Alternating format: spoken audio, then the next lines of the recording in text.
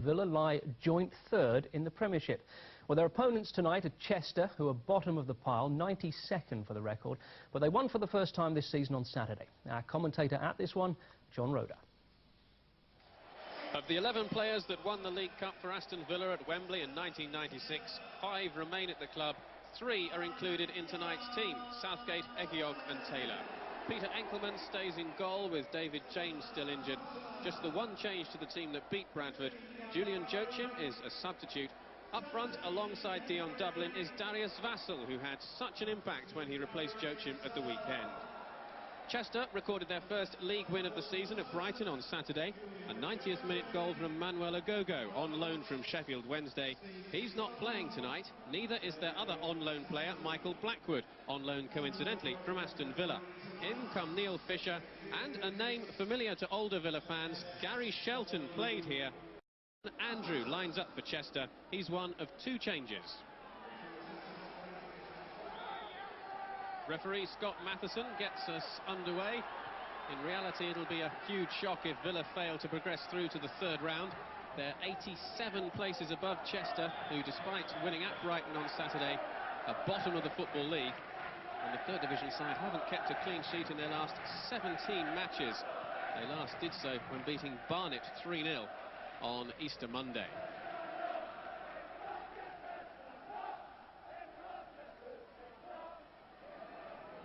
Thompson, Barry, Hendry, Dublin, Hendry once more, Lee Hendry accelerates, good save, the follow-up is just over.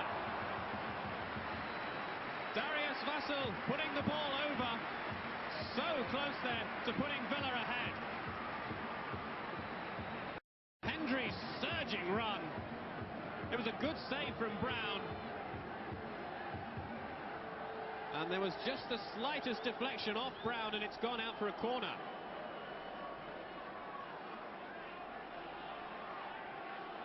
Just the keeper will be relieved about that double save. Punches clear well, does Brown.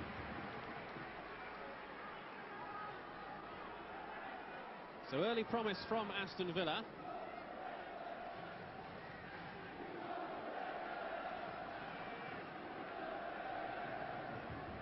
Southgate's cross. Egiog meets it.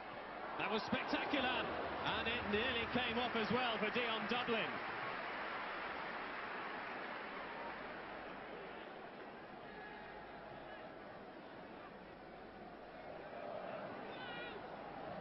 Watson. That's a good ball over the head of Andy Shelton. Hendry, faced by Davidson. It's deep towards Boateng! And George Boateng gives Villa the lead. It's a lead they've been threatening to take virtually since the kick-off. Boateng brings Villa Park to its feet. Hendry's cross, just that little touch to set up a little bit of space for himself. And Boateng met it with a perfectly placed header. Brown came across to narrow the angle, but Boateng simply headed it back across him. 1-0 to Villa.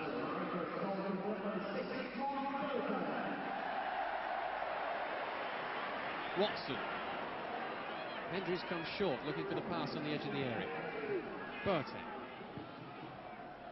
Taylor sweeps it to his left. Barry with a shot. And Brown got right behind that shot, which was rising all the way.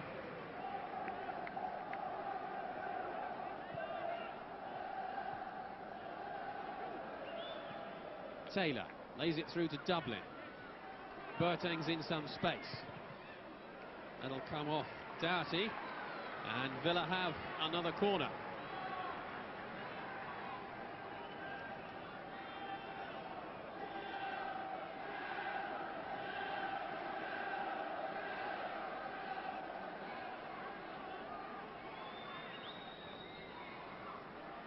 Plenty of Villa shirts in and around the area for Alan Thompson to aim for. And there is one, and it's a second goal for Aston Villa. Villa double their lead just after the half hour.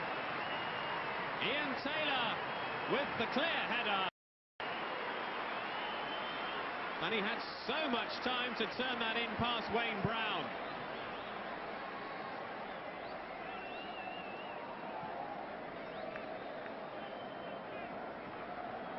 It's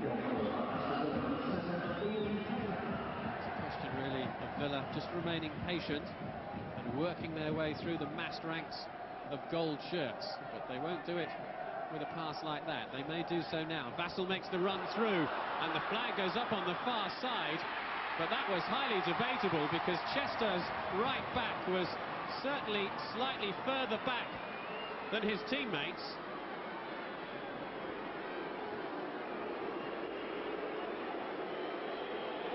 Well, that is a highly debatable decision by the assistant referee.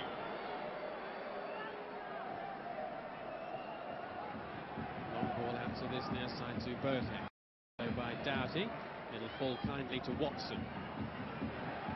Watson accelerates, taking on Neil Fisher. Towards Dublin! Dion Dublin trying to angle that header into the bottom corner. He got the height of the header right, but sadly for Villa, not quite the direction.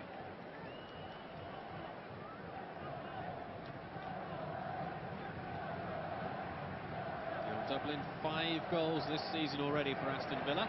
Villa will bring it away, and Chester have committed men up front. A chance for Villa to break away. The long ball through, looking for Vassell to get onto, but it was just cut out by Woods, who makes a hash of his second clearance, and Vassell nearly capitalised upon it.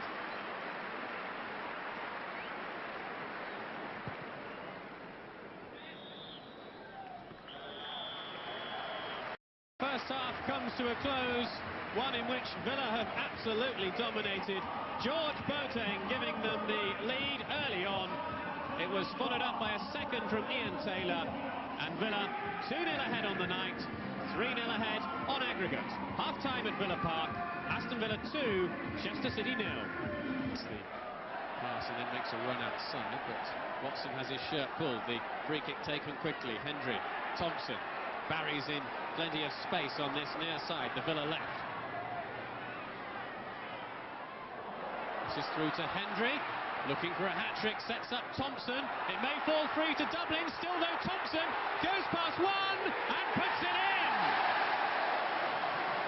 Alan Thompson, as Villa notch their 5th of the night, and their 3rd inside the opening 6 minutes of the second period.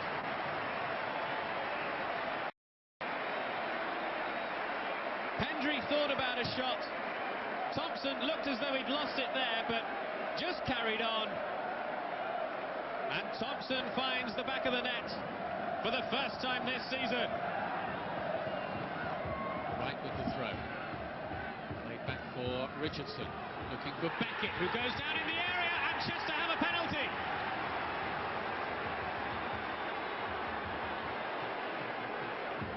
Well, a chance for Chester to salvage some pride from this tie. Beckett pushed over there by Hugo Ekiok. The ball through was dangerous. Beckett goes to ground. Chester have a spot kick.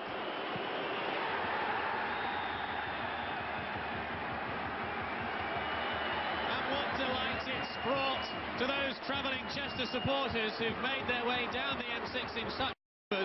But the referee is ruling that the penalty must be taken again, presumably for encroachment by some of the Chester players. X2 is saved, and that's rough justice on Chester, you have to say. Luke Beckett didn't strike that in the same confident manner as he had struck the first penalty. Mercy. This is Joachim, who breaks clear. Is this number 6 for Villa? It is. Julian Joachim gets his 4th goal of the season. And Joachim kept his poise and his calm there. A lovely through ball from Paul Merson. Joachim timed his run to perfection. Goal number 6 for Villa. But the referee has given Joachim offside. It's a very late call indeed from the referee. So Joachim's goal will not stand. Here comes Chester.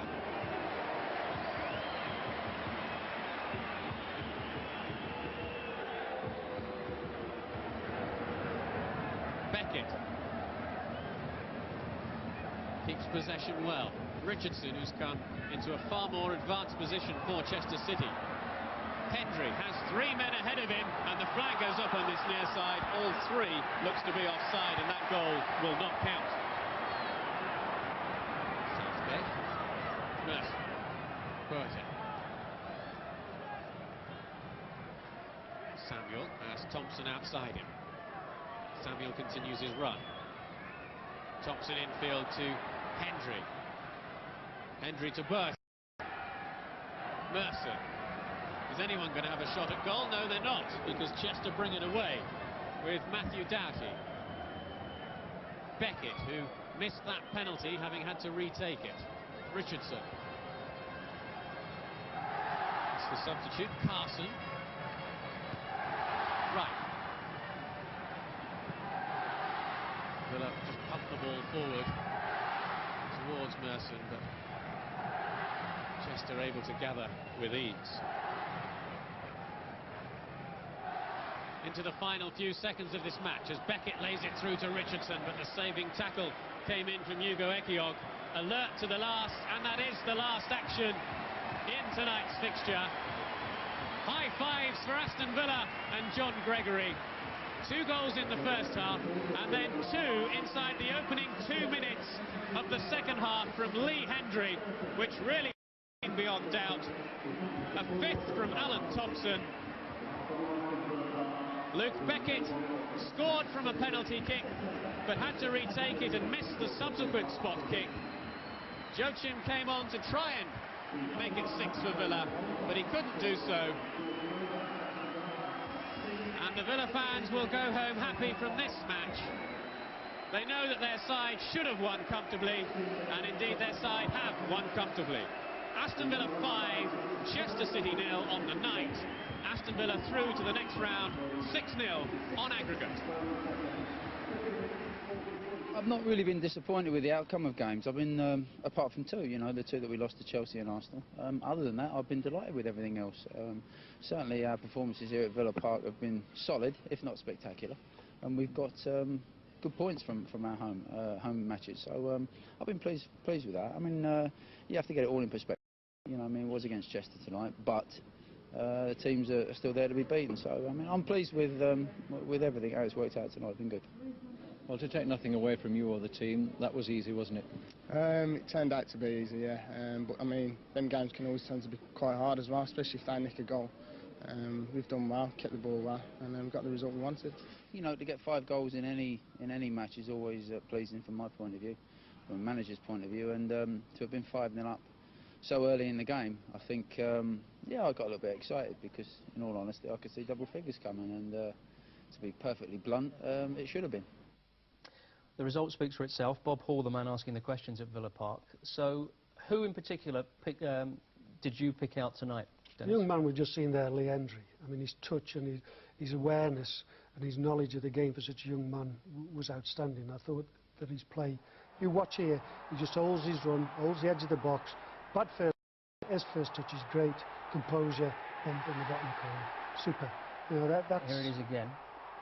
Yeah, he just holds. He's waiting for that mistake. His first touch takes him past, head up, slotted away. And just a few seconds later, he's done it again. Yeah, he's held the edge of the box again. It's come out to him. Composure, lovely little touch.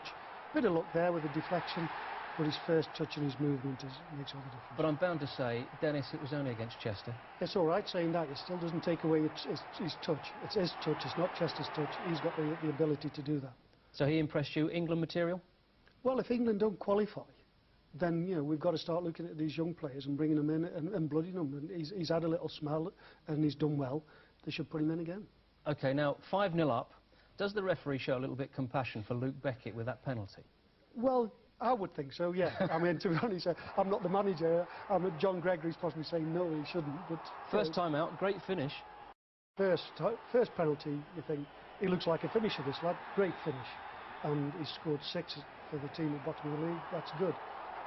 He looks delighted. Now and then he realises. And the fans realise, as you can see. I mean, Scott Matheson should have... Nobody else would have complained. This is an appalling penalty, whether he takes it the second time or not. The keeper's outguessed him. We didn't know who the keeper was for most of that game. We never got down that end. Now, back to Villa. I mean, they had a serious side out tonight, didn't they? I mean, that meant a lot for them. Yeah, I mean, I think that last season they were going well. They took a gamble, put a weakened side out at Chelsea, paid for it. Now they've gone, OK, this is an opportunity to build on what they've done already this season, and they're going very well again.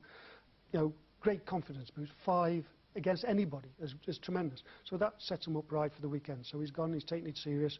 They're into the next round, and they're looking good. A competition that they will be looking to win, especially after perhaps learning a few lessons last year when they put out a weakened team and lost. Yeah, I think it's a competition they can win. I think that, you know, there is going to be chances in this competition for teams like the Villa, Sunderland, to go through. The ones who are not involved with Europe, they get a better chance in this competition, and that qualifies you for Europe again. OK, the draw.